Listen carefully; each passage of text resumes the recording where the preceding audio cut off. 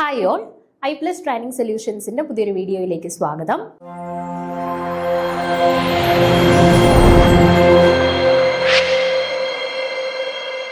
അപ്പോൾ finger പ്രിന്റിന്റെ exam date വന്നിട്ടുള്ളത് എല്ലാവരും അറിഞ്ഞിട്ടുണ്ടായിരിക്കും. ഇപ്പോൾ കൺഫർമേഷൻ കൊടുക്കേണ്ട ടൈമാണ്.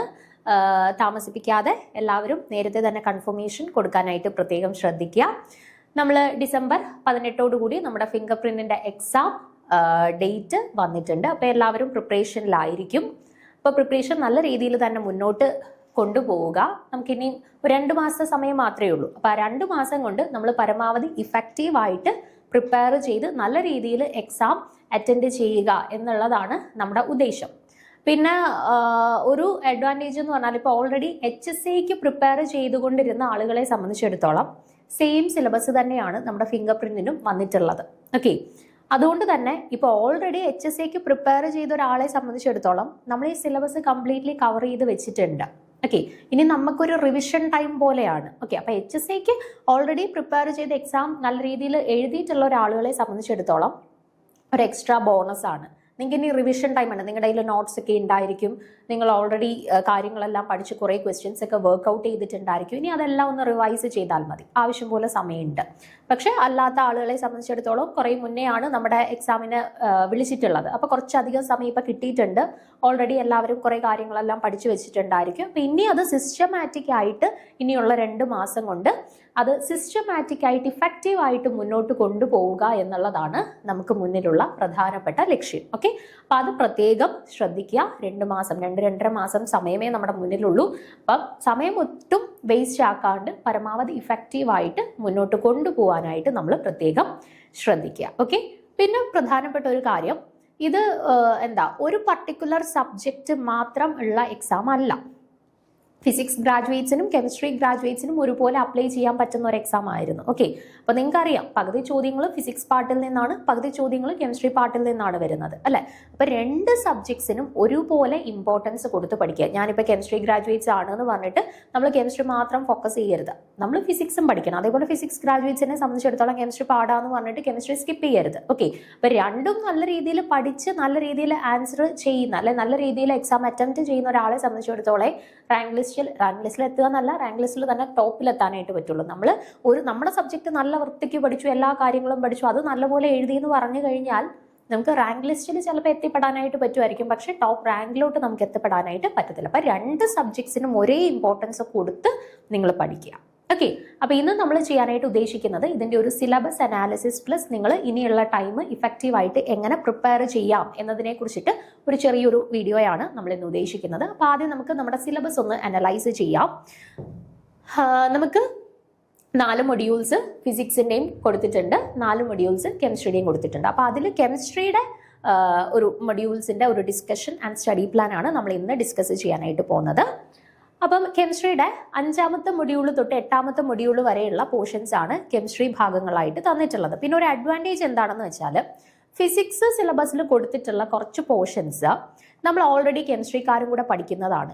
അപ്പം അത് നമുക്ക് വലിയ ബുദ്ധിമുട്ടില്ലാതെ പഠിച്ചെടുക്കും. ഇപ്പം 3ാമത്തെ മൊഡ്യൂളൊക്കെ നോക്കിക്കഴിഞ്ഞാൽ അത് സ്റ്റാറ്റിസ്റ്റിക്കൽ തെർമോഡൈനാമിക്സ്, ക്വാണ്ടം മെക്കാനിക്സ്, ഇതിൻ്റെയൊക്കെ കുറച്ച് പോർഷൻസ്, സോളിഡ് സ്റ്റേറ്റ് കെമിസ്ട്രി, ഇതിൻ്റെയൊക്കെ കുറച്ച് പോർഷൻസ് ഉണ്ട്. അപ്പം അതൊക്കെ ഓൾറെഡി കെമിസ്ട്രി ഗ്രാജുവേറ്റ്സും പഠിക്കുന്നതാണ്. സോ അതൊന്നും പഠിച്ചെടുക്കാനായിട്ട് വലിയ ബുദ്ധിമുട്ടില്ല. അതേപോലെ തന്നെ തിരിച്ചു ഫിസിക്സുകാർ പഠിക്കുന്ന കുറച്ച് ടോപ്പിക്സ് ആണ് തെർമോഡൈനാമിക്സ്, സ്പെക്ട്രോസ്കോപ്പി, ഈ quantum mechanics, solid state chemistry, ഇതൊക്കെ ഓൾറെഡി എവിടെയും വരുന്നുണ്ട്, കെമിസ്ട്രിയുടെ ടോപ്പിക്സിലും വരുന്നുണ്ട്. അപ്പോൾ അങ്ങനെ കോമൺ ആയിട്ടുള്ള കുറച്ച് ടോപ്പിക്സ് നമ്മുടെ സിലബസിനകത്ത് വന്നു പോകുന്നുണ്ട്.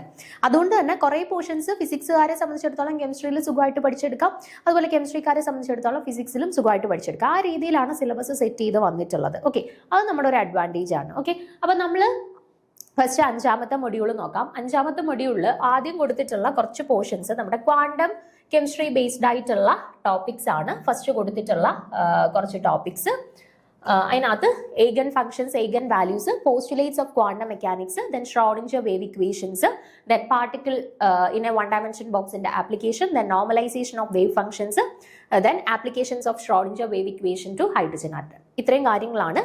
പിന്നെ അതേപോലെ തന്നെ conversion of Cartesian coordinates to polar coordinates, radial and angular functions, അതൊക്കെ ജസ്റ്റ് ഇക്വേഷൻസ് മാത്രം മതി. കാരണം നമ്മുടെ സിലബസിൽ എടുത്തു പറഞ്ഞിട്ടുണ്ട്, ബ്രീഫ് ആയിട്ടുള്ള കാര്യങ്ങൾ മെൻഷൻ ചെയ്ത് പോയാൽ മാത്രം മതി, നമ്മൾ ഡീറ്റെയിൽഡ് ആയിട്ടുള്ള കാര്യങ്ങളൊന്നും വേണ്ട. ഓക്കെ, അപ്പൊ ക്വാണ്ടം മെക്കാനിക്സിൽ നിന്ന് വളരെ ബേസിക്സ് ആയിട്ടുള്ള കുറച്ച് കാര്യങ്ങൾ മാത്രമേ നമ്മുടെ സിലബസിൽ കൊടുത്തിട്ടുള്ളൂ. ഇത് ഫിസിക്സുകാരും പഠിക്കുന്ന കാര്യങ്ങളാണ്, കെമിസ്ട്രിക്കാരും പഠിക്കുന്നതാണ് ഗ്രാജുവേറ്റ് ലെവലിൽ. അപ്പോൾ വലിയ ബുദ്ധിമുട്ടില്ല രണ്ട് ആളുകളെ സംബന്ധിച്ചിടത്തോളം, ഫിസിക്സ് ഗ്രാജുവേറ്റ്സിനെ സംബന്ധിച്ചിടത്തോളം, കെമിസ്ട്രി ഗ്രാജുവേറ്റ്സിനെ സംബന്ധിച്ചിടത്തോളം ഈസി ആയിട്ട് ഫോളോ ചെയ്യാനായിട്ട് പറ്റുന്ന ടോപ്പിക്സ് ആണ് ക്വാണ്ടം മെക്കാനിക്സിൽ നിന്ന് കൊടുത്തിട്ടുള്ളത്. ഓക്കെ, ദെൻ അതിനുശേഷം നമ്മുടെ ബോൺ ഓപ്പൺഹൈമർ അപ്രോക്സിമേഷൻ, പിന്നെ നമ്മുടെ സ്പെക്ട്രോസ്കോപ്പി റിലേറ്റഡ് ആയിട്ടുള്ള കാര്യമാണ്. സ്പെക്ട്രോസ്കോപ്പി റിലേറ്റഡ് ആയിട്ട് ബോൺ ഓപ്പൺഹൈമർ അപ്രോക്സിമേഷൻ പഠിക്കാനുണ്ട്. Then rotational, vibrational, Raman, electronic and NMR spectroscopy. Okay, അപ്പൊ ഈ 5 ടൈപ്പ് ഓഫ് സ്പെക്ട്രോസ്കോപ്പിക് ടെക്നിക്സ് സിലബസിൽ പറഞ്ഞിട്ടുണ്ട്. അപ്പോൾ ഓരോന്നിന്റെ ആപ്ലിക്കേഷൻസ് സഹിതം നമ്മൾ കൃത്യമായിട്ട് പഠിച്ചു പോവുക. റേഡിയേഷൻസ്, ഓരോരുത്തരും യൂസ് ചെയ്യുന്ന റേഡിയേഷൻസ്, അവരുടെ ആപ്ലിക്കേഷൻസ്, പ്രിൻസിപ്പിള്, കണ്ടീഷൻസ്, ഇപ്പൊ എങ്ങനത്തെ ടൈപ്പ് ഓഫ് മോളിക്യൂൾസ് ആണ് റൊട്ടേഷണൽ സ്പെക്ട്രം തരുന്നത്, എങ്ങനത്തെ ആളുകളാണ് വൈബ്രേഷണൽ സ്പെക്ട്രം തരുന്നത്, അതൊക്കെയാണ് യൂഷ്വലി നമ്മുടെ ഡിഗ്രി ലെവൽ എക്സാമിൽ ഈ പറയുന്ന സ്പെക്ട്രോസ്കോപ്പി റിലേറ്റഡ് ആയിട്ട് ചോദിക്കുന്നത്. അങ്ങനെയുള്ള കാര്യങ്ങളൊക്കെ നല്ല രീതിയിൽ ഫോക്കസ് ചെയ്ത് വേണം സ്പെക്ട്രോസ്കോപ്പി പ്രിപ്പയർ ചെയ്യാൻ. സ്പെക്ട്രോസ്കോപ്പി രണ്ട് ആളുകളെ സംബന്ധിച്ചിടത്തോളം ബുദ്ധിമുട്ടില്ല, ഫിസിക്സുകാരും കെമിസ്ട്രിക്കാരും ഒരുപോലെ പഠിക്കുന്ന ടോപ്പിക്കാണ് സ്പെക്ട്രോസ്കോപ്പി. ഓക്കെ, അതും വലിയ ബുദ്ധിമുട്ടില്ലാതെ രണ്ടാളുകൾക്കും സുഖമായിട്ട് ഫോളോ ചെയ്തു പോകാൻ പറ്റുന്നതാണ്. ഓക്കെ, ദെൻ അതിനുശേഷം നമ്മുടെ എലമെന്റ്സ് ഓഫ് സിമിട്രി, നമ്മുടെ ഗ്രൂപ്പ് തിയറി ഒക്കെ ആയിട്ട് ബന്ധപ്പെട്ട് എലമെന്റ്സ് ഓഫ് സിമിട്രി, അതിനകത്ത് നമ്മുടെ plane of symmetry, axis of symmetry, centre of symmetry, just ആ ബേസ് ലെവലിലുള്ള കാര്യങ്ങൾ മാത്രം നമ്മൾ ഫോക്കസ് ചെയ്ത് പോയാൽ മതി. കാരണം ഇപ്പൊ ഡിഗ്രി ലെവലിൽ പഠിക്കുന്നുണ്ട് എങ്കിൽ പോലും രണ്ട് സബ്ജക്ട്സുകാരും ഉണ്ടല്ലോ, അപ്പം ഭയങ്കര ഹൈ ലെവലിൽ നിന്നുള്ള കാര്യങ്ങളൊന്നും ചോദിക്കത്തില്ല, അത്യാവശ്യം ബേസ് ലെവലിൽ നിന്നുള്ള കാര്യങ്ങളൊക്കെ ചോദിക്കുകയുള്ളൂ. ഓക്കെ, പിന്നെ അതിനുശേഷം നമ്മുടെ സോളിഡ് സ്റ്റേറ്റിലോട്ട് വരികയാണ്. സോളിഡ് സ്റ്റേറ്റിലോട്ട് വരുമ്പോൾ അതിനകത്ത് പ്രധാനമായിട്ട് നമുക്ക് പഠിക്കാനായിട്ടുള്ളത് amorphous and crystalline solids, defects in crystals, stoichiometric and non stoichiometric defects.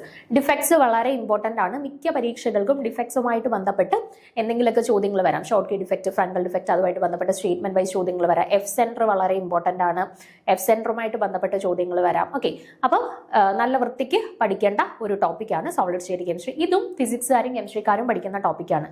വലിയ ബുദ്ധിമുട്ടില്ലാതെ രണ്ട് ആളുകളെ സംബന്ധിച്ചിടത്തോളം സുഖമായിട്ട് പഠിച്ചെടുക്കാൻ പറ്റുന്ന ടോപ്പിക്കാണ് സോളിഡ് സ്റ്റേറ്റ്. ഓക്കെ, അടുത്തത് നമ്മുടെ സൊല്യൂഷൻസ് ആണ്. സൊല്യൂഷൻസിനകത്ത് കുറച്ചധികം ടോപ്പിക്സ് കൊടുത്തിട്ടുണ്ട്. Ideal and non ideal solution, Henry's law, Raoult's law, dilute solutions, colligative properties, abnormal molecular mass, van't Hoff factor, ഇത്രയും കാര്യങ്ങളാണ്. ഇതിൽ കഴിഞ്ഞ തവണ നടന്നിട്ടുള്ള നമ്മുടെ ഡിഗ്രി ബേസ്ഡ് ആയിട്ടുള്ള എക്സാംസിലൊക്കെ വൺ ഹോഫ് ഫാക്ടർ, കോളിഗേറ്റീവ് പ്രോപ്പർട്ടീസുമായിട്ടൊക്കെ റിലേറ്റ് ചെയ്ത് കുറേ ചോദ്യങ്ങൾ ചോദിച്ചിട്ടുണ്ട്. ഓക്കെ, സോ ആ ടോപ്പിക്സ് ഒക്കെ നല്ല വൃത്തിയായിട്ട് നിങ്ങൾ പഠിക്കാനായിട്ട് ശ്രമിക്കുക.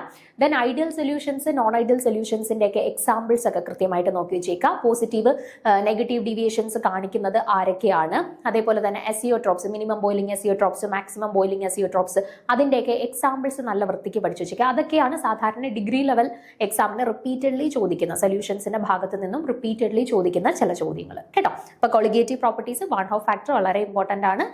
കുറച്ച് കൂടുതൽ ഇമ്പോർട്ടൻസ് കൊടുത്ത് അത് പഠിക്കാനായിട്ട് ശ്രദ്ധിക്കണം. ഓക്കെ, ദെൻ അതിനുശേഷം നമ്മുടെ solubility product, common ion effect, precipitation of cations, principles of volumetric analysis, theories of indicators. നമ്മുടെ അനലിറ്റിക്കൽ കെമിസ്ട്രി ആയിട്ട് ബന്ധപ്പെട്ട് വരുന്ന കുറച്ച് ടോപ്പിക്സ് ആണ്. സോലുബിലിറ്റി പ്രോഡക്റ്റ്, കോമൺ അയോൺ ഇഫക്റ്റുമായിട്ടൊക്കെ ബന്ധപ്പെട്ട് എക്സാംസിന് സാധാരണ ചോദിക്കാറുണ്ട് കേട്ടോ. കൺസെപ്റ്റ് ഒക്കെ കൃത്യമായിട്ട് പഠിക്കുക. Then precipitation of cations, then volumetric analysis, theories of indicators കേട്ടോ. ഇതൊന്നും നമ്മൾ ഭയങ്കര ഡീറ്റെയിൽ ആയിട്ട് പോകണ്ട. നമ്മൾ ബേസ് ലെവലിൽ നിന്ന് എന്നാൽ പ്രധാനപ്പെട്ട കാര്യങ്ങൾ കൺസെപ്ച്വലി മനസ്സിലാക്കി പോവേണ്ടതേ ഉള്ളൂ കേട്ടോ. നമ്മളെ ഇപ്പം കെമിസ്ട്രിക്കാരെ മാത്രം സംബന്ധിച്ചിടത്തോളം ഉള്ള ഒരു എക്സാം ആയിരുന്നു എങ്കിൽ ഇതിൻ്റെയൊക്കെ കുറച്ചുകൂടെ ഡീപ്പർ ലെവലിൽ നമ്മൾ പഠിക്കണം, കുറച്ചുകൂടെ ഡീപ്പർ ആയിട്ടുള്ള കാര്യങ്ങൾ ചോദിക്കും.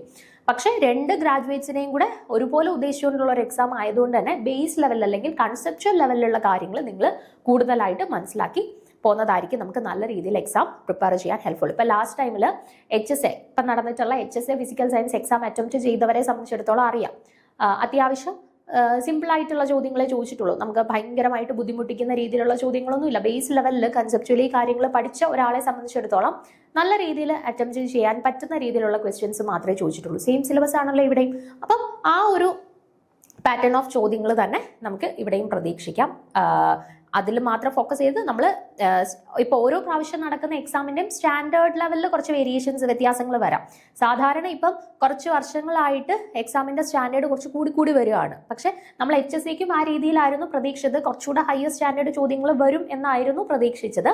പക്ഷെ അതിൽ നിന്ന് വ്യത്യസ്തമായിട്ട് കുറച്ച് ഈസി ആയിട്ടുള്ള ഒരു ചോദ്യമായിരുന്നു HSCക്ക് വന്നിട്ടുള്ളത്. ഓക്കെ, അപ്പൊ എന്ന് പറഞ്ഞിട്ട് നമുക്ക് ഫിംഗർ പ്രിന്റിനും അതുപോലെ ഈസി ആയിട്ട് വരും എന്ന് പറയാനായിട്ട് പറ്റത്തില്ല. പക്ഷെ പാറ്റേൺ ഓഫ് ചോദ്യങ്ങളൊക്കെ ഏകദേശം സിമിലർ ആയിട്ടുള്ള ചോദ്യങ്ങൾ ഫിംഗർ പ്രിന്റിലും വരാം. കാരണം സെയിം ആളുകളെ ഉദ്ദേശിച്ചുള്ള എക്സാം ആണ്, അതേപോലെ തന്നെ സെയിം സിലബസ് ആണ്. സോ പാറ്റേൺ ഓഫ് ചോദ്യങ്ങൾ ഒരുവിധം സിമിലർ ആയിട്ട് വരും. നിങ്ങൾ ഒന്ന് ഇൻ കേസ് ഇപ്പൊ HSC എഴുതാത്ത ആളുകളാണെങ്കിൽ പോലും നിങ്ങൾ ഫിംഗർ പ്രിന്റിന് പ്രിപ്പയർ ചെയ്യുന്ന ആളുകൾ ഇപ്പൊ കഴിഞ്ഞിട്ടുള്ള HSCയുടെ അതിന് മുന്നേ നടന്നിട്ടുള്ള HSCയുടെയും ക്വസ്റ്റ്യൻ പേപ്പേഴ്സ് ഒന്ന് വർക്ക്ഔട്ട് ചെയ്ത് നോക്കുക കേട്ടോ. അത് നിങ്ങളെ കുറച്ചൊന്ന് ഏത് രീതിയിൽ പ്രിപ്പയർ ചെയ്യണം, എങ്ങനെയൊക്കെ ചോദ്യങ്ങൾ ഏതൊക്കെ ഭാഗത്തു നിന്ന് വരും എന്നതിനെ കുറിച്ചിട്ട് കൃത്യമായിട്ടുള്ളൊരു ഐഡിയ നിങ്ങൾക്ക് തരാൻ ഹെൽപ്പ് ചെയ്യും കേട്ടോ. അടുത്തത് ക്രൊമാറ്റോഗ്രഫി ആണ് കേട്ടോ. ക്രൊമാറ്റോഗ്രഫിക്ക് അത് നമുക്ക് thin layer chromatography, paper chromatography, column chromatography, ion exchange chromatography, RF values, ഇത്രയും കാര്യങ്ങൾ. ഇവിടെ നിന്നൊക്കെ ജസ്റ്റ് തിയറട്ടിക്കലി ഉള്ള കാര്യങ്ങൾ മാത്രമേ ഉള്ളൂ. ക്രൊമാറ്റോഗ്രഫി ഒക്കെ ചാപ്റ്റർ ജസ്റ്റ് ഒന്ന് വായിച്ചു പോവുക, പ്രധാനപ്പെട്ട പോയിന്റ്സ് ഒന്ന് നോട്ട് ചെയ്യുക, ജസ്റ്റ് ഒന്ന് വായിച്ചു പോയാൽ മതി കേട്ടോ. ഫിസിക്സുകാരെ സംബന്ധിച്ചിടത്തോളം യാതൊരു ബുദ്ധിമുട്ടും ഇല്ലാണ്ട് പഠിച്ചെടുക്കാൻ പറ്റുന്ന ടോപ്പിക്സ് ആണ് ക്രൊമാറ്റോഗ്രഫിയിലുള്ളത്. Okay, then structure and applications of silicones, silicates, zeolite, cement, glass, inorganic fertilizers, rocket propellants. അതിൻ്റെയൊക്കെ ബേസിക് ആയിട്ടുള്ള ആപ്ലിക്കേഷൻസ്, ഡിഫറെൻറ്റ് ടൈപ്സ്, ദെൻ അവരുടെ പ്രിപ്പറേഷനുമായിട്ട് ബന്ധപ്പെട്ട റോ മെറ്റീരിയൽസ്, ക്ലാസിഫിക്കേഷൻ, അങ്ങനെയുള്ള ബേസ് ലെവലിലുള്ള കാര്യങ്ങളൊക്കെ മതി. ദെൻ ടൈപ്സ് ഓഫ് പൊല്യൂഷൻ, അതും ജസ്റ്റ് വായിച്ചു പോയാൽ തന്നെ നമുക്ക് പഠിക്കാൻ പറ്റുന്ന കുറച്ച് കാര്യങ്ങളാണ് കേട്ടോ. Air and water pollutants, control of air and water pollution. അതിനകത്ത് നമ്മൾ air pollution, water pollution, soil pollution, അതുമായിട്ടൊക്കെ റിലേറ്റ് ചെയ്തിട്ട് വരുന്ന എൻവയോൺമെന്റൽ പ്രോബ്ലംസ് ഉണ്ടല്ലോ, acid rain, smog, global warming, ozone depletion, അങ്ങനെയുള്ള കാര്യങ്ങളൂടെ ഈ പൊല്യൂഷൻ എന്ന് പറയുന്ന ചാപ്റ്ററുമായിട്ട് ബന്ധപ്പെട്ട് അസോസിയേറ്റ് ചെയ്ത് പഠിക്കണം. Then water quality parameters, BOD, COD, അതുമൊക്കെ കുറച്ച് ഇമ്പോർട്ടൻസ് ആണ്. അങ്ങനെയുള്ള കാര്യങ്ങളൂടെ ഇതുമായിട്ട് അസോസിയേറ്റ് ചെയ്തൊന്ന് നോക്കുക. ഓക്കെ, ദെൻ നമ്മുടെ നെക്സ്റ്റ് മൊഡ്യൂൾ, ആറാമത്തെ മൊഡ്യൂളിനകത്ത് ഇനിഷ്യലി കൊടുത്തിട്ടുള്ള കുറച്ച് ടോപ്പിക്സുകൾ നമ്മുടെ എന്താണ് periodicity and structure of atom, ഇതുമായിട്ട് ബന്ധപ്പെട്ട കുറച്ച് ടോപ്പിക്സുകളാണ് ഫസ്റ്റ് കൊടുത്തിട്ടുള്ളത്. അത് നമ്മൾ ഒരു 8, 9, 10 ക്ലാസ്സുകളിലാണ് നമ്മൾ സ്ട്രക്ചർ ഓഫ് ആറ്റം അതുപോലെ തന്നെ കെമിക്കൽ പീരിയോഡിസിറ്റി ഒക്കെ ആദ്യമായിട്ട് പഠിച്ചു തുടങ്ങുന്നത്. അപ്പം തൊട്ട് നമ്മൾ ആ ഇനിഷ്യൽ സ്റ്റേജസിൽ പഠിച്ചു തുടങ്ങുന്ന ബേസിക് കാര്യങ്ങൾ തൊട്ടിട്ടേ നമ്മുടെ സിലബസിൽ കൊടുത്തിട്ടുണ്ട്. ഓക്കെ, അപ്പോൾ നമ്മൾ പഠിക്കുന്ന സമയത്ത് ആ 8, 9, 10 +1, +2 ക്ലാസ്സുകളിൽ പഠിക്കുന്ന structure of atom, chemical periodicity related ആയിട്ടുള്ള ബേസിക് ആയിട്ടുള്ള കാര്യങ്ങളും അറിഞ്ഞിരിക്കണം. അതിനോടൊപ്പം തന്നെ നമ്മൾ ഡിഗ്രി ലെവൽ കുറച്ചുകൂടെ ഹയർ ലെവലിലോട്ട് വരുമ്പോൾ ഉള്ള കാര്യങ്ങളും പഠിച്ചിരിക്കണം കേട്ടോ. കുറച്ച് ലെങ്തി ആയിട്ടുള്ള പോർഷൻസ് ആണ്, പക്ഷെ ചോദ്യങ്ങൾ വരുന്ന പോർഷൻസ് ആണ്. നമുക്ക് ചോദ്യം കൃത്യമായിട്ട് പ്രതീക്ഷിക്കാൻ പറ്റുന്ന പോർഷനാണ് ഈ പറയുന്ന structure of atom and chemical periodicity. Okay, ഇവിടുന്ന് നമുക്ക് ഇപ്പം 4 എലമെന്റ്സ് തന്നിട്ടുള്ളതിൽ ഏറ്റവും കൂടുതൽ അയണൈസേഷൻ എനർജി അല്ലെങ്കിൽ ഏറ്റവും കൂടുതൽ ഇലക്ട്രോൺ നെഗറ്റിവിറ്റി ഉള്ളത് ആർക്കാണ്, അല്ലെങ്കിൽ ഇലക്ട്രോൺ അഫിനിറ്റി കൂടുതലുള്ളത് ആർക്കാണ്, അല്ലെങ്കിൽ 4 ഡിഫറെന്റ് ഓർഡേഴ്സ് തന്നിട്ട് ഇതിൽ അയണൈസേഷൻ എനർജിയുടെ ഇൻക്രീസിങ് ഓർഡർ പ്രെഡിക്റ്റ് ചെയ്യുക, അല്ലെങ്കിൽ സൈസ് ഓഫ് ദി ആറ്റംസിന്റെ ഡിക്രീസിങ് ഓർഡർ പ്രെഡിക്റ്റ് ചെയ്യുക. അങ്ങനെയുള്ള രീതിയിലുള്ള ചോദ്യങ്ങളൊക്കെ ഈ ഒരു സെക്ഷനിൽ നിന്നും കൂടുതലായിട്ട് ചോദിക്കാൻ സാധ്യതയുള്ളതാണ്. ഓക്കെ, അപ്പൊ നമുക്ക് നോക്കാം ഇവിടെ ഏതൊക്കെ പോർഷൻസ് ആണ് സിലബസിൽ കൊടുത്തിട്ടുള്ളത്. അറ്റോമിക് മോഡൽസ് പഠിക്കണം. ഓക്കെ, അറ്റോമിക് മോഡൽസ് പഠിക്കണം. അത് കഴിഞ്ഞിട്ട് Planck's quantum theory, photoelectric effect, de Broglie റിലേഷനുമായിട്ടൊക്കെ ബന്ധപ്പെട്ട് നമുക്ക് പ്രോബ്ലംസ് ഒക്കെ ചോദിക്കാം. ലാസ്റ്റ് ടൈമിൽ നടന്ന ഈ സെയിം സിലബസ് തന്നെയായിരുന്നു HSCക്ക്. ഇപ്പം നടന്നതല്ല, അതിന് മുന്നേ നടന്ന HSC എക്സാംസിനൊക്കെ ഡി ബ്രോളി റിലേഷൻസുമായിട്ടൊക്കെ ബന്ധപ്പെട്ട് പ്രോബ്ലംസ് ഒക്കെ ചോദിച്ചിട്ടുണ്ട്. അതൊക്കെ ഒന്ന് വർക്ക്ഔട്ട് ചെയ്ത് നോക്കുക കേട്ടോ. Then dual nature of matter and radiation, Heisenberg uncertainty principle, then atomic orbitals and quantum numbers. Quantum numbers ആയിട്ട് റിലേറ്റ് ചെയ്ത് 2 ചോദ്യം എന്തോ നമുക്ക് ഇപ്പം നടന്നിട്ടുള്ള HSC എക്സാമിന് ചോദിച്ചിട്ടുണ്ടായിരുന്നു. വളരെ സിമ്പിൾ ആണ്, ജസ്റ്റ് കാര്യങ്ങൾ മാത്രം മനസ്സിലാക്കി വെച്ചിരുന്നാൽ മതി കേട്ടോ. സോ ക്വാണ്ടം നമ്പേഴ്സ് ഒക്കെ വളരെ ഇമ്പോർട്ടൻ്റ് ആണ്. Then Pauli's exclusion principle, Hund's rule of maximum multiplicity, off by principle, then electronic configuration of atoms, then ionic properties. അതിനകത്ത് Bond-Lande equation ഉണ്ട്, Bond-Haber cycle ഉണ്ട്, Fajans rule ഒക്കെ ഇമ്പോർട്ടൻ്റ് ആണ്. Fajans റൂളിൻ്റെ ഒക്കെ conceptually ഉള്ള കാര്യങ്ങൾ അതിൻ്റെ കുറച്ച് ആപ്ലിക്കേഷൻസ് മാത്രം പഠിച്ചിരുന്നാൽ മതി. Then covalent bond, valence bond theory, VSEPR theory, concept of hybridization. Concept of hybridization വളരെ ഇമ്പോർട്ടൻ്റ് ആണ്. നമ്മുടെ ഒരു ഡിഗ്രി ലെവലിലുള്ള മിക്ക എക്സാംസിനും ഒന്നെങ്കിൽ ഹൈബ്രിഡൈസേഷൻ പ്രെഡിക്റ്റ് ചെയ്യാൻ, അല്ലെങ്കിൽ ഷേപ്പ് പ്രെഡിക്റ്റ് ചെയ്യാനായിട്ട്, അല്ലെങ്കിൽ ബോണ്ട് പെയേഴ്സ് പ്രെഡിക്റ്റ് ചെയ്യാൻ, അല്ലെങ്കിൽ ലോൺ പെയേഴ്സിന്റെ എണ്ണം പ്രെഡിക്റ്റ് ചെയ്യാനൊക്കെ ചോദ്യങ്ങൾ വരും കേട്ടോ. ഹൈബ്രിഡൈസേഷൻ വളരെ ഇമ്പോർട്ടൻ്റ് ആയിട്ടുള്ള ടോപ്പിക്കാണ്. നിങ്ങൾ എന്തായാലും സ്കിപ്പ് ചെയ്യാതെ ഇമ്പോർട്ടൻസ് കൊടുത്ത് പഠിക്കേണ്ട ഒരു ടോപ്പിക്കാണ് hybridisation. Okay, then molecular orbital theory. Molecular orbital theory LCAO, then bonding and anti-bonding orbitals. Bond ഓർഡറിന്റെ ഓർഡർ കണ്ടുപിടിക്കാനായിട്ടുള്ള ഒരു ചോദ്യം നമുക്ക് ഇപ്പം നടന്ന HSAയുടെ എക്സാമിന് ചോദിച്ചിട്ടുണ്ടായിരുന്നു കേട്ടോ. അത് നിങ്ങൾ കൃത്യമായിട്ട് പഠിക്കണം. മോളിക്കുലർ ഓർബിറ്റൽ തിയറി, അതുപോലെ തന്നെ ബോണ്ട് ഓർഡർ കാൽക്കുലേഷൻ, ബോണ്ട് ലെങ്ത്തിന്റെ ഓർഡർ കണ്ടുപിടിക്കാനായിട്ട്, അതായത് അപ് ടു 14 ഇലക്ട്രോൺസ് വരെയും മോർ ദാൻ 14 ഇലക്ട്രോൺസ് വരെയും ഇലക്ട്രോൺസിന്റെ ഫില്ലിങ്ങിന് നമ്മൾ 2 റൂളൊക്കെ പഠിച്ചിട്ടുണ്ടല്ലോ. അതെല്ലാം പ്രത്യേകം ശ്രദ്ധിക്കണം. അതുമായിട്ട് റിലേറ്റ് ചെയ്ത് മിക്ക പരീക്ഷകൾക്കും ഒന്നെങ്കിൽ ബോണ്ട് ഓർഡർ കാൽക്കുലേറ്റ് ചെയ്യാനായിട്ട്, അല്ലെങ്കിൽ തന്നിട്ടുള്ളതിൽ ഏറ്റവും കൂടുതൽ ബോണ്ട് ഓർഡർ ആർക്കാണ്, അല്ലെങ്കിൽ തന്നിട്ടുള്ളതിൽ ബോണ്ട് ലെങ്ത് ഏറ്റവും കുറവ് ആർക്കാണ്, ആ രീതിയിലുള്ള ചോദ്യങ്ങളൊക്കെ ചോദിക്കാറുണ്ട്. സോ ആ കൺസെപ്റ്റ് കൃത്യമായിട്ട് പഠിക്കാനായിട്ട് ശ്രദ്ധിക്കുക. Then free electron theory, balance bond theory, band theory, അതിൻ്റെയൊക്കെ ബേസിക്സ് മാത്രം മതിയെന്ന് നമ്മുടെ സിലബസിൽ തന്നെ എടുത്തു പറഞ്ഞിട്ടുണ്ട്. ഡീറ്റെയിൽ ആയിട്ട് കാർഡ് കയറി ഒന്നും പഠിക്കേണ്ട, ബേസ് ലെവലിലുള്ള കാര്യങ്ങൾ മാത്രം പഠിച്ചാൽ മതി. Then hydrogen bonds, intramolecular and intermolecular hydrogen bonding, അതും നമ്മുടെ മുന്നത്തെ HSC എക്സാമിന് 4 പേരെ തന്നിട്ട് ഇൻട്രാമോളിക്കുലർ ഓർ ഇന്റർമോളിക്കുലർ ഏതാണെന്ന് ഞാൻ ഓർക്കുന്നില്ല, ഹൈഡ്രജൻ ബോണ്ടിങ് കാണിക്കുന്നവരെ തിരിച്ചറിയുക എന്നുള്ള രീതിയിൽ ക്വസ്റ്റ്യൻസ് ഉണ്ടായിരുന്നു കേട്ടോ. അതൊക്കെ സിമ്പിൾ ആണ്. ജസ്റ്റ് എന്താണ് ഇന്റർമോളിക്കുലർ, എന്താണ് ഇൻട്രാമോളിക്കുലർ ഹൈഡ്രജൻ ബോണ്ടിങ്, രണ്ടിന്റെയും എക്സാമ്പിൾസ് മാത്രം പഠിച്ചു വെച്ചിരുന്നാൽ മതി. ക്വസ്റ്റ്യൻസ് വന്നാൽ നമുക്ക് സിമ്പിൾ ആയിട്ട് അറ്റംപ്റ്റ് ചെയ്യാൻ പറ്റും. ഓക്കെ, ദെൻ പീരിയോഡിസിറ്റി ആണ്. പീരിയോഡിസിറ്റി റിലേറ്റഡ് ആയിട്ട് നമുക്ക് പീരിയോഡിക് പ്രോപ്പർട്ടീസ് പഠിക്കാനുണ്ട്. പീരിയോഡിക് പ്രോപ്പർട്ടീസ് എന്ന് പറയുമ്പോൾ അറ്റോമിക് സൈസ് ഉണ്ട്, അയോണിക് സൈസ്, അയോണിക് റേഡിയസ് ഉണ്ട്, അയണൈസേഷൻ എനർജി ഉണ്ട്, ഇലക്ട്രോൺ അഫിനിറ്റി ഉണ്ട്, ഇലക്ട്രോൺ നെഗറ്റിവിറ്റി ഉണ്ട്. ഓക്കെ, ആ പറയുന്ന എല്ലാ പീരിയോഡിക് പ്രോപ്പർട്ടീസും നമുക്ക് പഠിക്കണം. അത് ഗ്രൂപ്പിലും പീരീഡിലും എങ്ങനെയാണ് വേരി ചെയ്യുന്നത് എന്നുള്ളത് പഠിക്കണം. ദെൻ ഓരോ പീരിയോഡിക് പ്രോപ്പർട്ടീസ് പഠിക്കുന്ന സമയത്തും അതിൽ എക്സെപ്ഷണൽ ബിഹേവിയർ കാണിക്കുന്നവരെ നിങ്ങൾ കൃത്യമായിട്ട് ഓർത്തു വെച്ചേക്കണം. നമുക്ക് റെഗുലർ ട്രെൻഡ് ആയിരിക്കില്ല യൂഷ്വലി എക്സാംസിന് ചോദിക്കുന്നത്. എന്തെങ്കിലും എക്സെപ്ഷൻസ് കാണിക്കുന്നവരുണ്ട് എന്നുണ്ടെങ്കിൽ ആ എക്സെപ്ഷൻസ് വെച്ചിട്ടായിരിക്കും നമുക്ക് കൂടുതലും എക്സാംസിന് ക്വസ്റ്റ്യൻസ് വരുന്നത് കേട്ടോ. അപ്പോൾ പീരിയോഡിക് പ്രോപ്പർട്ടീസ് പഠിക്കുന്ന സമയത്ത് എക്സെപ്ഷണൽ ബിഹേവിയർ കാണിക്കുന്ന ആരെങ്കിലും ഉണ്ട് എന്നുണ്ടെങ്കിൽ അങ്ങനെയുള്ള കാര്യങ്ങളൊക്കെ പ്രത്യേകം നോട്ട് ചെയ്ത് പഠിക്കാനായിട്ട് ശ്രദ്ധിക്കുക. Okay, then electronegativity scales, Pauling and Mulliken scales പറഞ്ഞിട്ടുണ്ട്. Then effective nuclear charges, Slater's rule, diagonal relationship, then representative and transition elements, general characteristics, preparation and properties of simple compounds. Okay, പിന്നെ നമ്മുടെ representative elements, അതായത് നമ്മുടെ group 1 മുതൽ group 18 വരെ ഉള്ളവർ, including നമ്മുടെ transition elements, d block elements, then lanthanides and actinides, ഇവരുടെ എല്ലാവരുടെയും പ്രോപ്പർട്ടീസ് പഠിക്കണം, ക്യാരക്ടറിസ്റ്റിക്സ് പഠിക്കണം. ദെൻ അവരുടെ സിമ്പിൾ റിയാക്ഷൻസ് കാര്യങ്ങളെല്ലാം പഠിക്കാനായിട്ടുണ്ട്. കുറച്ച് ലെങ്തിയാണ്, പഠിക്കുമ്പോൾ നമുക്ക് കുറച്ച് കൂടുതൽ കാര്യങ്ങൾ പഠിക്കാനായിട്ടുള്ള ഒരു ഏരിയയാണ് ഈ structure of atom and chemical periodicity എന്ന് പറയുന്നത് കേട്ടോ.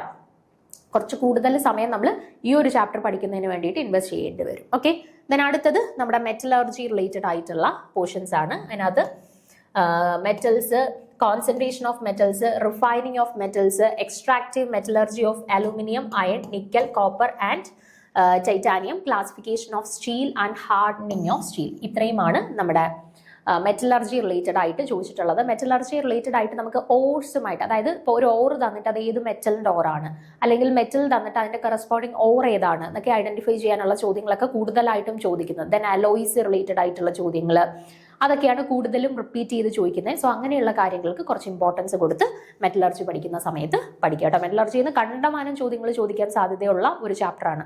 അതായത് നമ്മളിപ്പോൾ നമ്മൾ കോൺസെൻട്രേഷൻ മെത്തേഡ്സ് പഠിക്കുന്നു, അപ്പം ഹൈഡ്രോളിക് വാഷിങ്, ഫ്രോത്ത് ഫ്ലോട്ടേഷൻ, അപ്പോൾ ഓരോന്നും പഠിക്കുന്ന സമയത്ത് അത് ഓരോന്നും ഓരോ ഡിഫറെൻറ്റ് കാറ്റഗറിയിലുള്ളവർക്ക് വേണ്ടിയായിരിക്കും യൂസ് ചെയ്യുന്നത് അല്ലേ. അപ്പോൾ ഓരോന്ന് പഠിക്കുമ്പോഴേ ഇന്ന ആളുകൾക്ക് വേണ്ടി സൾഫൈഡ്സിനെ സെപ്പറേറ്റ് ചെയ്യാനായിട്ട് ഇന്ന മെത്തേഡ്, ഇപ്പം ബോക്സൈറ്റിൻ്റെ കോൺസെൻട്രേഷന് വേണ്ടിയിട്ട് ഇന്ന മെത്തേഡ്, പിന്നെ എന്താണ് റോസ്റ്റിങ്, കാൽസിനേഷൻ, അത് ഓരോന്നും ആരുടെ കേസിലൊക്കെയാണ് യൂസ് ചെയ്യുന്നത്. അങ്ങനെ കുറേ കാര്യങ്ങൾ നമുക്ക് പഠിക്കാനായിട്ടുള്ള ഒരു ചാപ്റ്ററാണ് മെറ്റലർജി. അതും കൃത്യമായിട്ട് പോയിന്റ് ഔട്ട് ചെയ്ത് പ്രധാനപ്പെട്ട പോയിന്റ്സുകൾ നിങ്ങൾ ചോദ്യരൂപേണ തന്നെ എഴുതി പ്രിപ്പയർ ചെയ്ത് ഇടയ്ക്കിടയ്ക്ക് ഒന്ന് മറിച്ച് നോക്കി പോകാനായിട്ട് പ്രത്യേകം ശ്രദ്ധിക്കണം കേട്ടോ. കുറേ ചോദ്യങ്ങൾ ചോദിക്കാൻ സാധ്യതയുള്ളതും അതേപോലെ കുറേ പോയിന്റുകൾ കാണാതെ പഠിച്ചു വെക്കേണ്ടതുമായിട്ടുള്ള ഒരു ചാപ്റ്ററാണ് metallurgy. Okay, then coordination compounds. Coordination compounds ഫിസിക്സുകാരെ സംബന്ധിച്ചിടത്തോളം കുറച്ച് ബുദ്ധിമുട്ടായിരിക്കും, പക്ഷെ കൃത്യമായിട്ട് മനസ്സിലാക്കി. നിങ്ങൾ +2 പഠിച്ചിട്ടുള്ള കാര്യങ്ങൾ തന്നെയാണ്, പക്ഷെ ടച്ച് ചിലപ്പം കുറച്ച് വിട്ടുപോയിട്ടുണ്ടായിരിക്കും.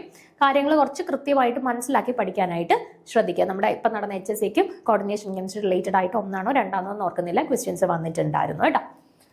അപ്പോൾ അതിനകത്ത് കോർഡിനേഷൻ കെമിസ്ട്രിയിൽ നമുക്ക് ഐസോമറിസം പഠിക്കണം, ഇമ്പോർട്ടൻ്റ് ആണ്. ദെൻ വേർണേഴ്സ് തിയറി പഠിക്കാനുണ്ട്. Then EAN rule, effective atomic number rule പഠിക്കാനുണ്ട്. ദെൻ വാലൻസ് ബോണ്ട് തിയറി ഉണ്ട്, ക്രിസ്റ്റൽ ഫീൽഡ് തിയറി ആണ്, ക്രിസ്റ്റൽ ഫീൽഡ് തിയറി പഠിക്കാനായിട്ടുണ്ട്. Then splitting of d orbitals in octahedral, tetrahedral and square planar complex. അതൊക്കെ കുറച്ച് ബുദ്ധിമുട്ടുണ്ടായിരിക്കും ഫിസിക്സുകാരെ സംബന്ധിച്ചിടത്തോളം. പക്ഷെ കൃത്യമായിട്ട് നിങ്ങളൊരു സിസ്റ്റമാറ്റിക് ആയിട്ട് ആ പാറ്റേണിൽ കാര്യങ്ങൾ മനസ്സിലാക്കി പോവുകയാണ് എന്നുണ്ടെങ്കിൽ പ്രശ്നമില്ലാതെ പഠിക്കുക. പിന്നെ ഈ കാര്യങ്ങളൊക്കെ പഠിക്കുന്ന സമയത്ത് ഭയങ്കര ഡീറ്റെയിൽഡ് ആയിട്ട് പഠിക്കണം. നിങ്ങൾ ബേസ് ലെവലിലുള്ള കാര്യങ്ങൾ മനസ്സിലാക്കി എവിടെ നിന്നൊക്കെയാണോ ക്വസ്റ്റ്യൻസ് വരാൻ സാധ്യതയുള്ളത് അത് കൃത്യമായിട്ട് മനസ്സിലാക്കി പോവാനായിട്ട് ശ്രദ്ധിക്കുക. Okay, then applications of organometallic compounds, definition, classification and applications. Organometallic കെമിസ്ട്രിയൊന്നും വലിയ ഡീറ്റെയിൽഡ് ആയിട്ടുള്ള കാര്യമൊന്നുമില്ല, ജസ്റ്റ് ക്ലാസിഫിക്കേഷൻ, പിന്നെ അതുപോലെ തന്നെ ഡെഫിനിഷൻ, ആപ്ലിക്കേഷൻസ്, അത്രയും മാത്രമേ പറഞ്ഞിട്ടുള്ളൂ കേട്ടോ. ഡീറ്റെയിൽഡ് ആയിട്ടുള്ള കാര്യങ്ങളൊന്നും ഓർഗാനോമെറ്റാലിക് കെമിസ്ട്രിയിൽ നിന്ന് നമുക്ക് പഠിക്കാനായിട്ടില്ല. പിന്നെ അതിനുശേഷം നമ്മുടെ ന്യൂക്ലിയർ കെമിസ്ട്രിയുടെ പോർഷൻസ് ആണ്. ന്യൂക്ലിയർ കെമിസ്ട്രി നമുക്ക് ഫിസിക്സുകാർ ഓൾറെഡി പഠിക്കുന്നതാണ്, ന്യൂക്ലിയർ ഫിസിക്സ് പഠിക്കുന്നതാണ്, കെമിസ്ട്രിക്കാരും ന്യൂക്ലിയർ കെമിസ്ട്രി പഠിക്കുന്നതാണ്. അപ്പോൾ രണ്ടിനകത്തും കോമൺ ആയിട്ട് വരുന്ന കുറച്ച് ടോപ്പിക്സ് ആണ് കൊടുത്തിട്ടുള്ളത്. ഇതും രണ്ടാളുകളെ സംബന്ധിച്ചിടത്തോളം ബുദ്ധിമുട്ടില്ലാണ്ട് പഠിക്കാനായിട്ട് പറ്റുന്ന ടോപ്പിക്കാണ് കേട്ടോ. Radioactivity, natural and artificial radioactivity, nuclear stability, N/P ratio, nuclear forces, half life period, Geiger Nuttall rule, disintegration series, transmutation, nuclear fission and nuclear fusion, then applications of radioactive isotopes. ഇതിൽ nuclear fission and fusion വളരെ important ആണ്, repeat ചെയ്ത് ചോദ്യങ്ങൾ വന്നിട്ടുള്ളതാണ്. ഇപ്പം സണ്ണിൽ, സൂര്യനിൽ നടക്കുന്ന process എന്താണ്, ആറ്റം ബോംബിന്റെ പ്രവർത്തന തത്വം എന്താണ്, ഹൈഡ്രജൻ ബോംബിന്റെ പ്രവർത്തന തത്വം എന്താണ്, ന്യൂക്ലിയർ റിയാക്ടേഴ്സിന്റെ പ്രവർത്തന തത്വം എന്താണ്, ഇതൊക്കെ കുറേ പ്രാവശ്യം റിപ്പീറ്റഡ്ലി ചോദിച്ചിട്ടുള്ള കാര്യങ്ങളാണ് കേട്ടോ. അപ്പം അങ്ങനെയുള്ള കാര്യങ്ങൾക്കൊക്കെ കുറച്ച് ഇമ്പോർട്ടൻസ് കൊടുത്ത് പഠിക്കാൻ ശ്രദ്ധിക്കുക കേട്ടോ. 14 മാർക്കാണ് ടോട്ടൽ നമുക്ക് ഈ മൊഡ്യൂളിൽ നിന്ന് പറഞ്ഞിട്ടുള്ളത്. ദെൻ അടുത്ത ഏഴാമത്തെ മൊഡ്യൂളിനകത്ത് നമ്മുടെ thermodynamics, kinetic theory of gases, ഇതൊക്കെ ഇൻക്ലൂഡ് ചെയ്തിട്ടുള്ള ടോപ്പിക്കാണ്. അപ്പോൾ അതിനകത്ത് നോക്കിയേ, ഫസ്റ്റ് നമുക്ക് പോസ്റ്റുലേറ്റ്സ് ഓഫ് കൈനറ്റിക് തിയറി പഠിക്കാനായിട്ടുണ്ട്. Then collision number, then first law of തെർമോഡൈനാമിക്സിനകത്ത് നിന്ന് കുറച്ചധികം ടോപ്പിക്സ് കൊടുത്തിട്ടുണ്ട്. ഫസ്റ്റ് ലോ ഓഫ് തെർമോഡൈനാമിക്സ് ഉണ്ട്, ജൂൾ തോംസൺ ഇഫക്റ്റ് ഉണ്ട്, liquefaction of gases, inversion temperature, second law of thermodynamics, concept of entropy as a criteria of spontaneity, free energy functions, Hess's law, bond energies, third law of thermodynamics. ഇത്രയും കാര്യങ്ങളാണ് നമ്മുടെ തെർമോഡൈനാമിക്സുമായിട്ട് relate ചെയ്ത് ചോദിച്ചിട്ടുള്ളത്. Okay, entropy ഒക്കെ കുറേ പ്രാവശ്യം repeat ചെയ്ത് entropy കൺസെപ്റ്റുമായിട്ട് ബന്ധപ്പെട്ട് കുറേ ചോദ്യങ്ങൾ ചോദിച്ചിട്ടുണ്ട്. എല്ലാം ഇമ്പോർട്ടൻ്റ് ആണ്. നിങ്ങൾ തെർമോഡൈനാമിക്സും ഫിസിക്സുകാരും പഠിക്കുന്നതാണ്, കെമിസ്ട്രിക്കാരും പഠിക്കുന്നതാണ്. അപ്പോൾ രണ്ട് കൂട്ടർക്കും വലിയ ബുദ്ധിമുട്ടില്ലാണ്ട് പഠിച്ചെടുക്കാൻ പറ്റുന്ന ടോപ്പിക്സ് ആണ് കേട്ടോ. ദെൻ നമ്മുടെ കെമിക്കൽ ആൻഡ് അയോണിക് ഇക്വിലിബ്രിയം ആയിട്ട് ബന്ധപ്പെട്ട കുറച്ച് ടോപ്പിക്സ് ആണ്. അതിൽ നമുക്ക് പഠിക്കാനായിട്ടുള്ളത് ലോ ഓഫ് മാസ് ആക്ഷൻ ഉണ്ട്, ലോ ഓഫ് കെമിക്കൽ ഇക്വിലിബ്രിയം ഉണ്ട്, equilibrium constant in terms of concentration, partial pressure, mole fractions, then Van Hoff equations, then homogeneous and heterogeneous equilibria, Le Chatelier's principle. Le Chatelier's principle വളരെ important ആണ്. Le Chatelier's principle ആപ്ലിക്കേഷനുമായിട്ട് ബന്ധപ്പെട്ട് നമുക്ക് repeatedly questions വരാറുള്ളതാണ് കേട്ടോ. അപ്പോൾ അത്രയുമാണ് നമ്മുടെ എന്താണ് chemical and ionic ഇക്വിലിബ്രിയവുമായിട്ട് ബന്ധപ്പെട്ട് നമ്മുടെ സിലബസിൽ കൊടുത്തിട്ടുള്ള പോർഷൻസ്. ദെൻ നമ്മുടെ കെമിക്കൽ കൈനറ്റിക്സുമായിട്ട് ബന്ധപ്പെട്ട കുറച്ച് ടോപ്പിക്സ് ആണ് അടുത്തത് പഠിക്കാനായിട്ടുള്ളത്. അതിൽ rate of reactions, factors influencing the rate of reaction, then order and molecularity, then first order, second order, third order and zero order reactions, then half life period പഠിക്കാനുണ്ട്, then Arrhenius equation വളരെ important ആണ്, then collision theory, transition state theory, homogeneous and heterogeneous catalysis, then enzyme catalysis. ഇത്രയുമാണ് നമ്മുടെ chemical കൈനറ്റിക്സുമായിട്ട് relate ചെയ്തിട്ട് നമുക്ക് കൊടുത്തിട്ടുള്ള topics. ഇതും purely chemistry based ആയിട്ടുള്ള ടോപ്പിക്കാണ്. സോ ഫിസിക്സുകാർ കുറച്ചുകൂടെ ശ്രദ്ധിച്ചൊന്ന് ഇമ്പോർട്ടൻസ് കൊടുത്ത് പഠിക്കുക കേട്ടോ. ഇവിടെ നിങ്ങൾ ഹാഫ് ലൈഫ് പീരീഡിൻ്റെ ഇക്വേഷൻസിനൊക്കെ കുറച്ച് ഇമ്പോർട്ടൻസ് കൊടുക്കുക. അതേപോലെ തന്നെ zero order, first order, second ഓർഡറിൻ്റെയൊക്കെ ഇൻ്റഗ്രേറ്റഡ് റേറ്റ് ഇക്വേഷൻസിന് കുറച്ച് ഇമ്പോർട്ടൻസ് കൊടുക്കുക. ദെൻ ഓർഡർ ആൻഡ് മോളിക്കുലാരിറ്റി, ഇതൊക്കെയാണ് കൂടുതലും നമുക്ക് ഈ ഒരു ഏരിയയിൽ നിന്നും ക്വസ്റ്റ്യൻസ് വരുന്ന കുറച്ച് ഏരിയാസ്. പിന്നെ നമുക്ക് ഫോട്ടോസിന്തസിസ് ഉണ്ട്, സിമ്പിൾ ഫോട്ടോകെമിക്കൽ റിയാക്ഷൻസ് ഉണ്ട്, ഫ്ലൂറസെൻസും ഫോസ്ഫോറസെൻസിന്റെ ഒക്കെ ഡെഫിനിഷൻ പഠിച്ചു വെച്ചാൽ മതി കേട്ടോ. ദെൻ നമ്മുടെ സർഫസ് കെമിസ്ട്രി ആയിട്ട് ബന്ധപ്പെട്ട കുറച്ച് ടോപ്പിക്സ് ഉണ്ട്. Physisorption, chemisorption, then factors affecting adsorption, then adsorption isotherms. Adsorption ഐസോതേമിനകത്ത് ഫ്രോൺലിക് അഡ്സോപ്ഷൻ ഐസോതേം പഠിക്കാനുണ്ട്, ലാങ്മർ അഡ്സോപ്ഷൻ ഐസോതേം ഉണ്ട് കേട്ടോ. ഇവിടെയൊക്കെ നിങ്ങൾ ഫ്രോൺലിക്കിന്റെ ലാങ്മർ ഇക്വേഷൻസിന്റെ ഒക്കെ ഇക്വേഷൻസ് ഉണ്ടല്ലോ, ആ ഇക്വേഷൻസ് കാണാതെ പഠിച്ചു വെച്ചേക്കുക. വലിയ ഡീറ്റെയിൽഡ് ആയിട്ടുള്ള കാര്യങ്ങളൊന്നും ചോദിക്കാൻ സാധ്യതയില്ല. പിന്നെ അഡ്സോപ്ഷൻ, അബ്സോപ്ഷൻ തമ്മിലുള്ള ഡിഫറൻസ്, ഫിസിക്സ് ഓപ്ഷൻ, കെമീസ് ഓപ്ഷൻ തമ്മിലുള്ള ഡിഫറൻസ് കൃത്യമായിട്ട് പഠിച്ചു വെക്കുക. ഓക്കെ, ദെൻ അതിനകത്ത് കുറേ ടേംസ്, അഡ്സോർബൻറ്റ്, അഡ്സോർബേറ്റ്, അങ്ങനെയുള്ള കുറച്ച് ടേംസ് ഒക്കെ നമ്മൾ പഠിക്കുമല്ലോ, ഡിസോപ്ഷൻ, അങ്ങനെയുള്ള ടേംസും ഒക്കെ കൃത്യമായിട്ട് അവിടെ നിന്ന് പഠിച്ചു വെക്കാൻ ശ്രദ്ധിക്കുക. ഓക്കെ, ദെൻ നമുക്ക് കൊളോയിഡ്സ് ആണ്. കൊളോയിഡ്സിന്റെ ക്ലാസിഫിക്കേഷൻ ഉണ്ട്, പ്രിപ്പറേഷൻ ഉണ്ട്, പ്യൂരിഫിക്കേഷൻ ഉണ്ട്. കൊളോയിഡ്സ് വളരെ ഇമ്പോർട്ടൻ്റ് ആണ്. എല്ലാ പ്രാവശ്യവും നമ്മുടെ ഡിഗ്രി ലെവൽ എക്സാംസിന് കൊളോയിഡ്സ് റിലേറ്റഡ് ആയിട്ട് ചോദ്യങ്ങൾ വരാറുണ്ട് കേട്ടോ. സോ അത് കുറച്ച് ഇമ്പോർട്ടൻസ് കൊടുത്ത് പഠിക്കുക. Then gold number, applications of colloids. Then നമ്മുടെ ഫേസ് ഇക്വിലിബ്രിയം ആണ്. Phase equilibrium purely chemistry based ആണ്. ഫിസിക്സുകാരെ സംബന്ധിച്ചിടത്തോളം കുറച്ച് ബുദ്ധിമുട്ടുണ്ടായിരിക്കും. പക്ഷേ ഡീറ്റെയിൽ ആയിട്ടൊന്നും പോകണ്ട, ബേസ് ലെവലിൽ നിന്നുള്ള കാര്യങ്ങൾ മാത്രം മനസ്സിലാക്കി നിങ്ങൾ മുന്നോട്ട് പോയാൽ മതി കേട്ടോ. അവിടെ നമ്മൾ കമ്പോണൻസ് എന്താണ്, ഡിഗ്രീസ് ഓഫ് ഫ്രീഡം എന്താണ്, ഫേസസ് എന്താണ്, ദെൻ 1 കമ്പോണന്റ് ആൻഡ് 2 കമ്പോണന്റ് സിസ്റ്റത്തിന്റെ സിമ്പിൾ എക്സാമ്പിൾസ്, ഇത്രയും കാര്യങ്ങളേ ഉള്ളൂ ഫേസ് ഇക്വിലിബ്രിയം ആയിട്ട് ബന്ധപ്പെട്ട്. ദെൻ ഇലക്ട്രോ കെമിസ്ട്രിയുടെ പോർഷൻസ് ആണ്. ഇവിടെ നമുക്ക് പ്രോബ്ലംസ് ഒക്കെ ചിലപ്പോൾ ചോദിക്കാൻ സാധ്യതയുണ്ട് കേട്ടോ. ഇലക്ട്രോ കെമിസ്ട്രിയിൽ നമുക്ക് ഫാരഡേസ് ലോസുമായിട്ട് ബന്ധപ്പെട്ട് പ്രോബ്ലംസ് വരാറുണ്ട്.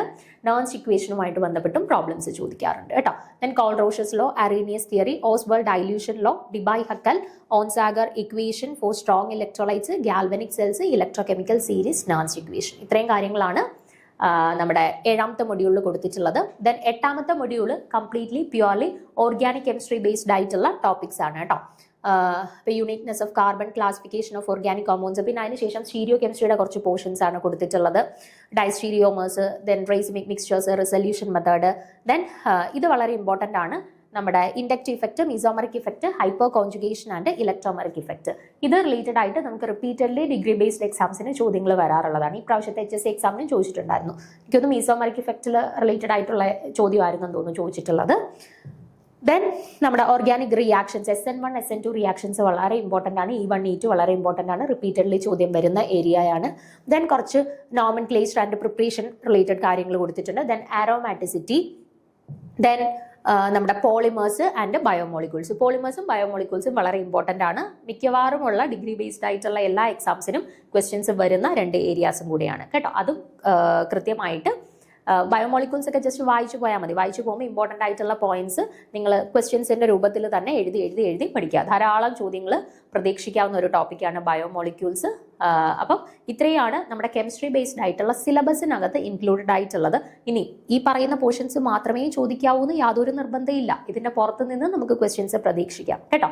അപ്പം നിങ്ങൾ പരമാവധി പ്രീവിയസ് ക്വസ്റ്റ്യൻ പേപ്പേഴ്സ് ഒക്കെ ഒന്ന് വർക്ക്ഔട്ട് ചെയ്യുക. ഡിഗ്രി ബേസ്ഡ് ആയിട്ടുള്ള എക്സാംസിന് വേറെ ഏതൊക്കെ ഏരിയാസിൽ നിന്നാണോ റിപ്പീറ്റഡ്ലി ക്വസ്റ്റ്യൻസ് വരുന്നത് ആ ഏരിയാസും കൂടെ ഒന്ന് പഠിച്ചു പോവുക കേട്ടോ. നമ്മുടെ ഉദ്ദേശം എന്ന് പറഞ്ഞാൽ ടോപ്പ് റാങ്കിൽ എത്തുക എന്നുള്ളതാണ്. അപ്പോൾ അതിനുവേണ്ടി നമ്മൾ മാക്സിമം എഫോർട്ട് എടുക്കുക എന്നുള്ളതാണ് നമ്മുടെ ഉദ്ദേശം. അപ്പം പ്രീവിയസ് ക്വസ്റ്റ്യൻ പേപ്പേഴ്സിൽ റിപ്പീറ്റഡ്ലി ക്വസ്റ്റ്യൻസ് വന്നിട്ടുള്ള മറ്റ് ടോപ്പിക്സും കൂടെ നിങ്ങൾ പ്രത്യേകം ഒന്ന് പഠിച്ചു പോകാനായിട്ട് ശ്രദ്ധിക്കുക. ഓക്കെ, ഇനി നിങ്ങൾ പ്രിപ്പറേഷൻ സ്റ്റാർട്ട് ചെയ്യാൻ പോകുന്നവരായിരിക്കും. ഓൾറെഡി കുറേ നാളുകളായിട്ട് പ്രിപ്പറേഷൻസ് തുടങ്ങിയിട്ടുള്ള ആളുകൾ ഉണ്ടായിരിക്കും. അപ്പം നിങ്ങൾ ശ്രദ്ധിക്കേണ്ട കുറച്ച് കാര്യങ്ങളാണ് ഇനി പറയാനായിട്ട് പോകുന്നത്. ഒന്ന്, 2 സബ്ജക്ട്സ് ഉണ്ട്, ഫിസിക്സ് ഉണ്ട്, കെമിസ്ട്രി ഉണ്ട്. പഠിക്കുന്ന സമയത്ത് ഫിസിക്സിനും കെമിസ്ട്രിക്കും ഒരേ ഇമ്പോർട്ടൻസ് കൊടുത്ത് പഠിക്കുക. എൻ്റെ സബ്ജക്റ്റ് കെമിസ്ട്രിയാണ്, സോ ഞാൻ കെമിസ്ട്രിയെ പഠിക്കുന്നുള്ളൂ, ഫിസിക്സ് നമുക്ക് നോക്കാം, അങ്ങനെ ഒരു അപ്രോച്ച് എടുക്കരുത്. 2 സബ്ജക്ട്സിനും ഒരേ ഇമ്പോർട്ടൻസ് കൊടുത്ത് തന്നെ നിങ്ങൾ പ്രിപ്പറേഷൻ കണ്ടിന്യൂ ചെയ്ത് പോകാൻ ശ്രദ്ധിക്കുക. ഓക്കെ, ദെൻ എപ്പോഴും നമ്മൾ ഏതൊരു എക്സാമിനായാലും ചുമ്മാ അങ്ങ് പ്രിപ്പറേഷൻസ് തുടങ്ങുകയല്ല. നമ്മൾ അതിന് മുന്നേ സിലബസ് എടുത്ത് സിലബസിനകത്ത് ഏതൊക്കെ പോർഷൻസ് ഇൻക്ലൂഡഡ് ആണ്, ഏതൊക്കെ കാര്യങ്ങളുടെ അല്ലെങ്കിൽ ഏതൊക്കെ പോർഷനിൽ നിന്നാണ് കൂടുതൽ മാർക്ക് ഡിസ്ട്രിബ്യൂഷൻ വന്നിട്ടുള്ളത്, അങ്ങനെയുള്ള കാര്യങ്ങളൊക്കെ അനലൈസ് ചെയ്ത ശേഷം മാത്രം ആണ് നിങ്ങൾ എപ്പോഴും പ്രിപ്പറേഷൻ സ്റ്റാർട്ട് ചെയ്യേണ്ടത് കേട്ടോ. അപ്പോൾ സിലബസിനെ കുറിച്ചിട്ട് കൃത്യമായിട്ടുള്ള ഒരു ധാരണ നിങ്ങൾക്ക് ഉണ്ടായിരിക്കണം. അടുത്തത്, പ്രീവിയസ് ക്വസ്റ്റ്യൻ പേപ്പേഴ്സ് പരമാവധി വർക്കൗട്ട് ചെയ്യണം. നിങ്ങളുടെ കയ്യിൽ ഇപ്പോൾ ഓൾറെഡി ഫിസിക്സിൻ്റെയും കെമിസ്ട്രിയുടെയും ഡിഗ്രി ബേസ്ഡ് നടന്നിട്ടുള്ള പല എക്സാംസിൻ്റെയും ക്വസ്റ്റ്യൻ പേപ്പേഴ്സ് ഉണ്ടായിരിക്കണം. ഇല്ലാന്നുണ്ടെങ്കിൽ പല സോഴ്സസിൽ നിന്ന് നമുക്കിപ്പോൾ അവൈലബിൾ ആണ്. അപ്പോൾ അങ്ങനെ ക്വസ്റ്റ്യൻ പേപ്പേഴ്സ് എടുത്ത് കെമിസ്ട്രിയുടെ ആയാലും ഫിസിക്സിൻ്റെ ആയാലും ഡിഗ്രി ബേസ്ഡ് ആയിട്ടുള്ള കുറേ മാക്സിമം ക്വസ്റ്റ്യൻ പേപ്പേഴ്സ് നിങ്ങൾ വർക്കൗട്ട് ചെയ്യുക. അപ്പോൾ നിങ്ങൾക്ക് ചോദ്യങ്ങളുമായിട്ടൊരു പരിചയം, അപ്പം പുതിയതായിട്ട് ഇപ്പോൾ ഒരു ക്വസ്റ്റ്യൻ വന്നു കഴിഞ്ഞാലും നമുക്കൊരു ബുദ്ധിമുട്ട് കാണത്തില്ല. ചോദ്യങ്ങൾ അപ്പോൾ കുറേ ക്വസ്റ്റ്യൻസ് നമ്മൾ വർക്ക്ഔട്ട് ചെയ്യുമ്പോൾ നമ്മൾ ഓട്ടോമാറ്റിക്കലി ആ ഒരു ട്രാക്കിലെത്തും. ഇൻ കേസ് അതുമായിട്ട് ബന്ധപ്പെട്ട ഒരു ചോദ്യം വന്നു കഴിഞ്ഞാൽ നമുക്ക് പെട്ടെന്ന് അറ്റംപ്റ്റ് ചെയ്യാൻ പറ്റും കേട്ടോ. അതുകൊണ്ട് പരമാവധി ക്വസ്റ്റ്യൻസ് കളക്ട് ചെയ്തിട്ട് നിങ്ങൾ അതൊന്ന് വർക്ക്ഔട്ട് ചെയ്യാനായിട്ട് ശ്രമിക്കണം. Then complete the full syllabus. നമുക്ക് ഇനി എത്ര ദിവസം ഉണ്ടോ അതിൽ ഓരോ ദിവസത്തിനും ഇപ്പോൾ ഒരു 10 ദിവസം അടുപ്പിച്ചില്ല നമുക്ക് ഒരു മൊഡ്യൂളിന് വേണ്ടി കൊടുക്കാനായിട്ട്. അപ്പോൾ അത് കൃത്യമായിട്ട് ഒരു ടൈം ടേബിൾ നിങ്ങൾ സെറ്റ് ചെയ്യുക. ഇത്ര ദിവസം കൊണ്ട് എനിക്ക് ഇന്ന മൊഡ്യൂൾ തീർക്കണം, അടുത്ത ഇത്ര ദിവസം കൊണ്ട് ഇന്ന മൊഡ്യൂൾ തീർത്ത് അതിൻ്റെ റിവിഷൻ എനിക്ക് കംപ്ലീറ്റ് ചെയ്യണം. ആ രീതിയിൽ നിങ്ങൾ ഒരു കൃത്യമായിട്ടുള്ള ഒരു ടൈം ടേബിൾ സെറ്റ് ചെയ്തിട്ട് നമുക്ക് ഇനിയുള്ള നമ്മുടെ മുന്നിലുള്ള ദിവസങ്ങളിൽ നമുക്ക് എന്ത് ചെയ്യാൻ പറ്റണം?